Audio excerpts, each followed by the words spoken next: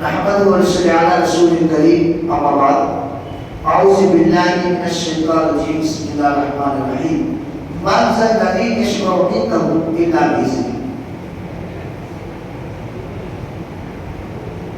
وسیلے کے متعلق بات چل رہی تھی. وسیلہ جو لوگ مانتے ہیں ان میں سے ایک وجہ اور ایک سبب یہ ہے کہ قیامت کے دن ہم جس کا وسیلہ مانتے ہیں وہ اللہ کی بارگاہ میں ہماری شفاعت کریں گے، اللہ سے سفارش کر کے جنت میں داخل کر دیں. شفاعت پر ہے قیامت کے دن اللہ تعالیٰ کچھ لوگوں کو اجازت دے گا شفاعت کرنے کا، باقی کچھ لوگوں کے حق میں یہ برحق ہے. اس کا انکار کرنے والا مسلمان نہیں، اس کو شفاعت اللہ تعالیٰ کا قیامت کے دن دے گا، یہ برحق ہے. لیکن مردوں سے طلب کرنا درست نہیں ہے. شفاعت ہم کس سے مانگیں گے؟ جدوں سے. شفاعت صرف اللہ ہی سے طلب کی جا سکتی. یعنی آپ کیوں کہیں گے اے اللہ میرے سلسلے میں کیسا مانگنا ہے؟ میرے سلسلے میں اپنے نبی صلی اللہ علیہ وسلم کو سفارش کرنے والا بنا دے. سفارش کرنے والا ہے. ہم اللہ کے نبی صلی اللہ علیہ وسلم سے یہ نہیں کہہ سکتے کہ اللہ کے نبی صلی اللہ علیہ وسلم آپ میری شفا دیں، بلکہ ہم اللہ سے کہیں گے کہ اللہ نبی کریم صلی اللہ علیہ وسلم کو جو حق دیا جائے گا شفاعت کرنے کا، ان حق میں اللہ کے نبی صلی اللہ علیہ وسلم کے سفارش کرنے والا میرے حق میں بنا دے، تاکہ اللہ کے نبی صلی اللہ علیہ وسلم کا قیامت کے دن میرے حق میں سفارش کر سکتے. یہ ہم کس سے کہیں گے؟ اللہ تعالیٰ سے. اے اللہ میرے سلسلے میں اپنے نیک بندوں کی سفارش بنا دے. کچھ نیک لوگوں کی سفارش کے اللہ تعالیٰ قیامت کے دن قبول کرے گا. ایک حافظ قرآن کی کہ اللہ تعالیٰ شفاعت کو قبول کرے گا. اور کچھ نبیوں کی، کچھ شہداء کی، کچھ فرشتوں کی شفاعت کو اللہ تعالیٰ قیامت کے دن قبول کرے گا. لیکن ہم اللہ سے یہ کہیں گے کہ اللہ جن کو تو شفاعت کرنے کا حق دیتا ہے ان کو میرے سلسلے میں شفاعت کرنے کا حق بنا دے، تاکہ وہ میرے سلسلے میں شفاعت کر سکے. اس طرح سے ہم شفاعت کو اللہ تعالیٰ سے مانگ سکتے ہیں. یا آپ کو قبر کے پاس کھڑے ہو کر، یعنی عالمین اللہ کے نبی صلی اللہ علیہ وسلم قبر کے پاس کھڑے ہو کر یہ کہنے کی اجازت نہیں ہے کہ اللہ کے رسول صلی اللہ علیہ وسلم میری شفاعت کرو، کیونکہ میت سے کچھ نہیں طلب کیا جا سکتا ہے.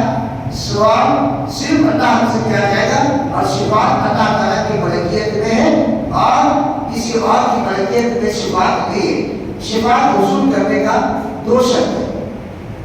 دو شرطیں شفاعت کل قیامت کے دن اللہ تعالیٰ جس کو دے گا اس کے لیے دو شرط. پہلی شرط کیا ہے؟ پہلی شرط ہے اللہ تعالیٰ نے سفارش کرنے والوں کو شفاعت کی اجازت دی ہو.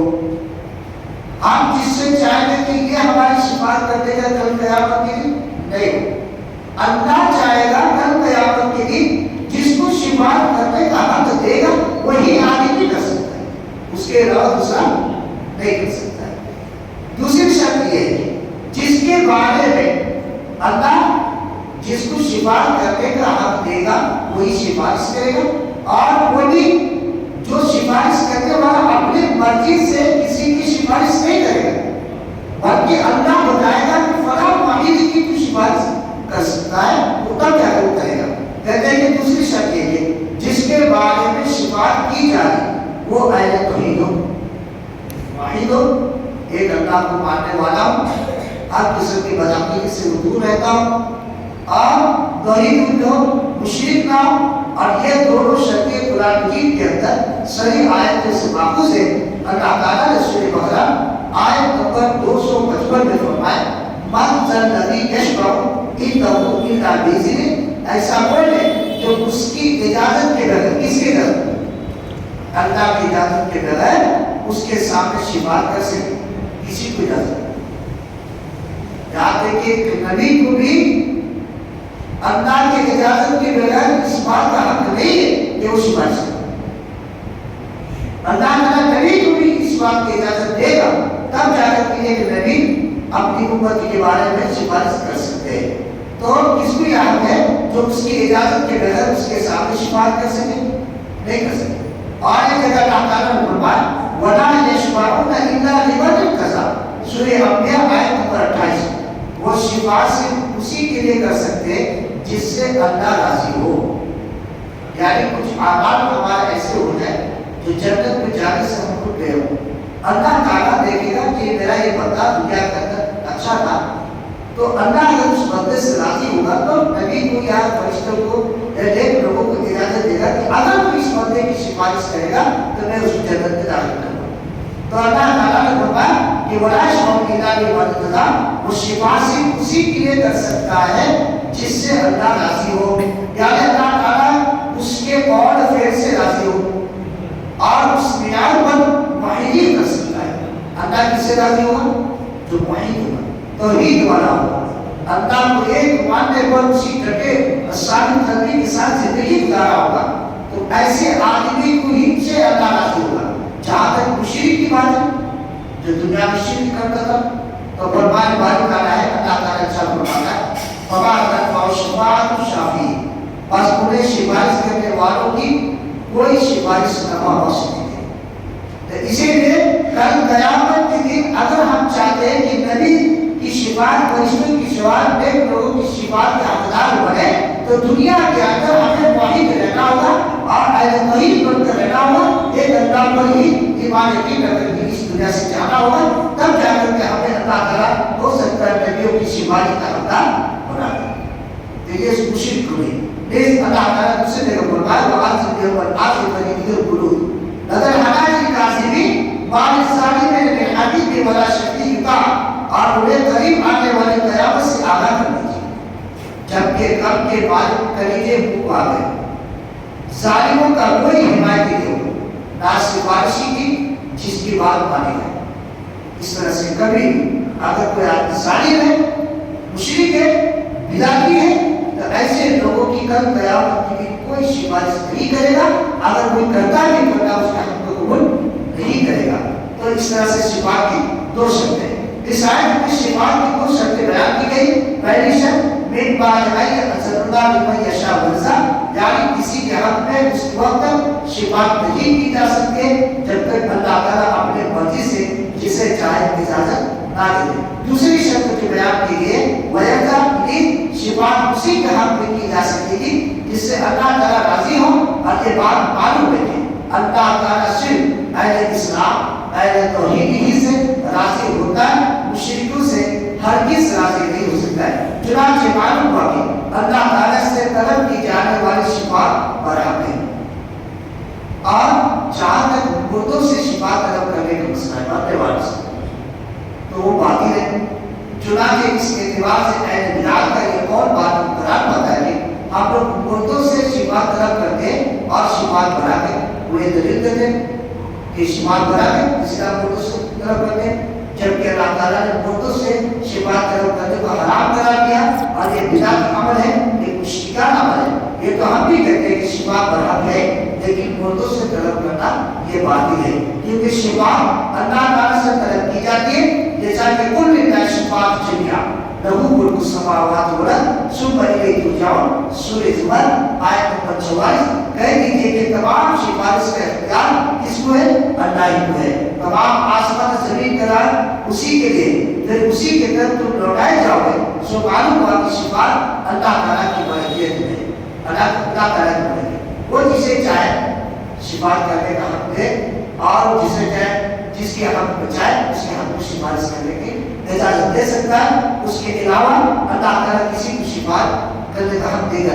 اسی طرح سے شفاعت زندہ اور حادث سے کرنی ہے، زندہ اور حادث، جو زندہ ہو اور ہمارے ساتھ، زندہ بھی ہو اور ہمارے ساتھ ہو، اسی سے ہی شفاعت کرنی ہے. اور اگر یہ دونوں شرط نہیں ہے، وہ زندہ نہیں ہے اور حاضر بھی نہیں ہے، تو ہم اس سے شفاعت نہیں بن سکتے. اور اگر وہ زندہ ہے لیکن ہمارے سامنے موجود نہیں ہے، حاضر نہیں ہے، ہمارا اسے کوئی آتا نہیں، تو اس سے بھی شفاعت طلب کرنا جائز نہیں ہے. یعنی زندہ اور قادر شخص سے دعا کی گزارش کی جائے گی. یعنی جو زندہ ہو ہمارے سامنے حاضر ہو، ہم اس سے دعا کا درخواست کر سکتے ہیں، قادر ہو اور وہ زندہ بھی. جیسا کہ مثلاً اے فلاں میرے حق میں فلاں چیز کی دعا کر دے، اس سے سفارش ہم کر سکتے ہیں. جیسے عمر فاروق رضی اللہ عنہ کا گزرا، حضرت عباس رضی اللہ تعالیٰ عنہ سے کہا کہ آپ دعا کر دیں کہ اللہ تعالیٰ پانی برسا دے، اللہ تعالیٰ آپ کی دعا کو قبول کر دے. اور جیسے لوگ روز محشر میں رسول اللہ صلی اللہ علیہ وسلم سے سفارش کی درخواست کریں روز محشر میں کل قیامت کے لیے، آدم علیہ السلام سے لے کے عیسیٰ علیہ السلام کے سارے نبی انبیاء جو نا انکار کر دیں کہ اللہ سے سفارش کرے گا. آخر میں ایک بات آئے کہ آج اللہ کے نبی صلی اللہ علیہ وسلم کے بعد جاؤ، آج اللہ تعالیٰ اللہ کے نبی صلی اللہ علیہ وسلم کی بات ضرور سنے گا. وہ بھی اللہ کے نبی صلی اللہ علیہ وسلم کے بعد جب سارے نبی آئیں گے، اللہ کے نبی صلی اللہ علیہ وسلم فوراً اللہ سے نہیں کہیں گے لوگوں کا حساب کتاب شروع، کیا کہیں؟ سب سے پہلے سجدے کی اجازت طلب کریں گے کہ اللہ تعالیٰ سفارش کا حق بنا دے. تب اللہ تعالیٰ کہے گا کہ اللہ کے نبی صلی اللہ علیہ وسلم آپ کو کیا بات ہے؟ تب اللہ کے نبی صلی اللہ علیہ وسلم کہیں گے کہ سارے لوگوں کے حساب کتاب کو شروع ہے، سارے لوگوں کے ساتھ. تو سارے نبی بھی پریشان ہیں. یہاں تو ہم یعنی بناوے گناہوں کو بناؤ، ولیوں کو بناؤ، صالحین کو یا تو اپنے طرف سے بنائے ہو، ہم اس کو کہہ رہے کہ سفارش کریں. نوز باللہ جانے یہاں تک کہ اتنے مانے لوگ مل گئے کہ اتنا زیادہ بدعقیدگی ہو گئے. ایک بزرگ کے بارے میں کہا، یہ بھی مشہور کہا جاتا ہے کہ قائم الحداج نام ہے اس کے کہتے ہیں کہ کل قیامت کے دن وہ کہتا ہے، کل قیامت کے دن اللہ تعالیٰ سے میں یہ کہوں گا مجھے جہنم میں ڈال دو. لوگوں نے پوچھا جنت جانا چاہتے آپ جہنم میں جانا چاہتے ہیں؟ تو کہتے ہیں کہ جہنم میں اس لیے جانا چاہوں گا جب میں جہنم میں جاؤں گا میری مرید کے لیے وہ جہنم کی آگ ٹھنڈی ہو گئی. یاد رکھیے. تو ایسے ایسے باتوں کو بہکا کر کے لوگوں کو بدعقیدگی کی طرف لے جاتے ہیں. اگر آج بھی ہم شفاعت کے وسیلے کے اور عقائد کے اور عقیدے کے مطابق معلومات حاصل نہیں کیا، لوگ ایسے ایسے فتنے آپ کے پاس ڈالیں گے، آپ کو بچنا بڑا مشکل ہے. اسی لیے ان چیزوں کو غور سے سنیں اور یاد رکھیں اور جانکاری رکھیں. نہیں سمجھ میں آتا ہے بار بار پوچھیں اور معلومات حاصل کریں اور اس کے بارے میں پورے کلیئر رہیں تاکہ اس طرح کی بدعقیدگی سے بچ سکے. اللہ تعالیٰ سے دعا ہے کہ اللہ تعالیٰ ہم سب کو کل قیامت کی اللہ کے نبی صلی اللہ علیہ وسلم کی شفاعت کے حقدار بننے کی توفیق عطا فرمائے. اللہ تعالیٰ ہم سب کو یعنی دنیا میں اپنا عقیدے کو بچا کر کے توحید میں ثابت قدم رہتے ہوئے اسی پر ہی آخری کلمہ پڑھتے ہوئے اس دنیا سے جانے کی توفیق عطا فرمائے. آمین. سبحانک اللہم و بحمدک واشہد ان لا الہ الا انت استغفرک و اتوب الیک.